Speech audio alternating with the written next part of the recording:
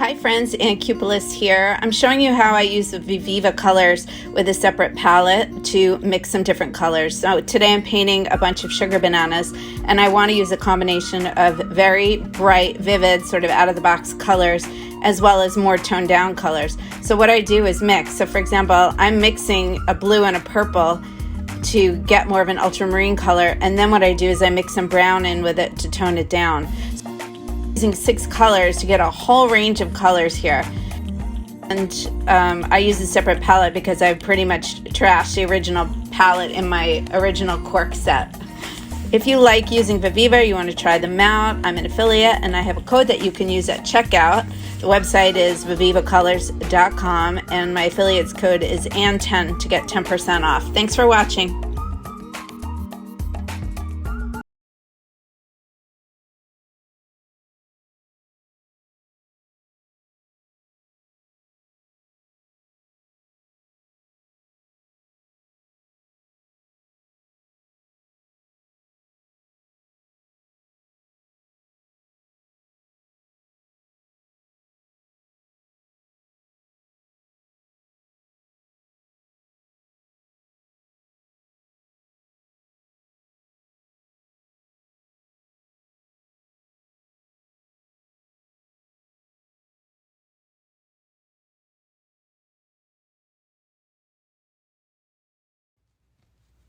What's happening here is that I changed my mind and decided to cover all of the mountains right up to the yellow with that same blue mixture. And now I'm just dropping in, touching in some darker color in there to create that mood in the sky.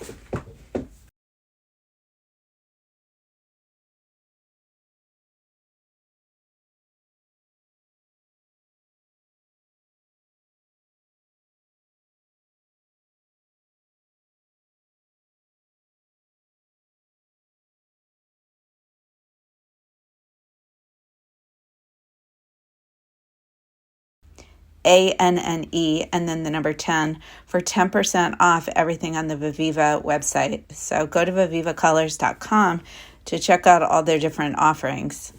They've got watercolors, sketchbooks, cork palettes, and more. Now I'm just darkening this up while it's still damp.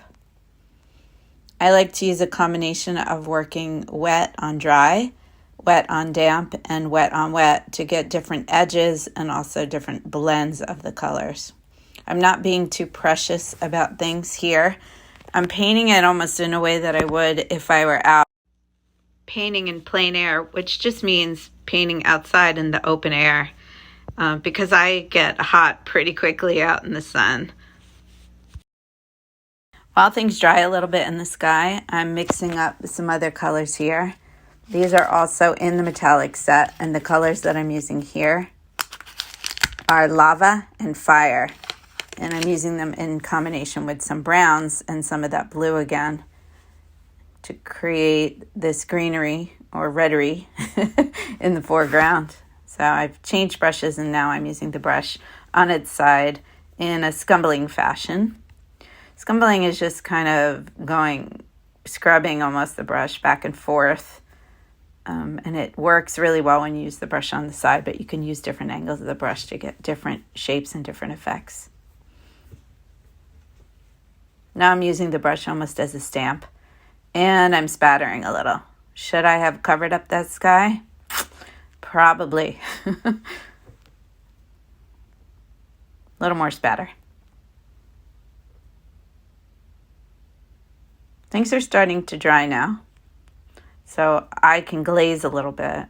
By glazing, I mean I can add some more transparent color. I like to use analogous shades, and I can use those on top of other colors.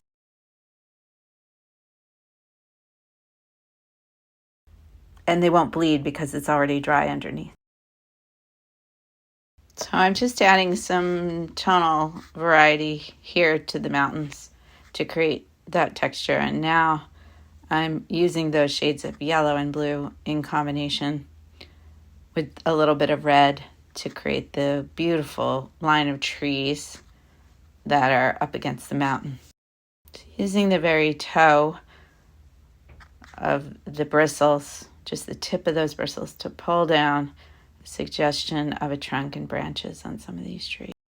I like to use different parts of the brush for different purposes, to create different shapes, also to carry different amounts of pigment. So using the toe is a great way to just carry a little bit of pigment, whereas if you sort of saturate the whole brush, then you can carry a lot of pigment.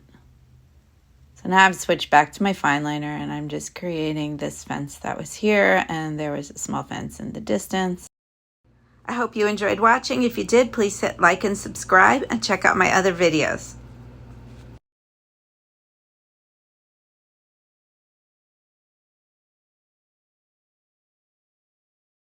I don't really have a reference photo to show you guys, but here's the finished picture. I hope you enjoyed watching. If you did, please hit like and subscribe for more videos.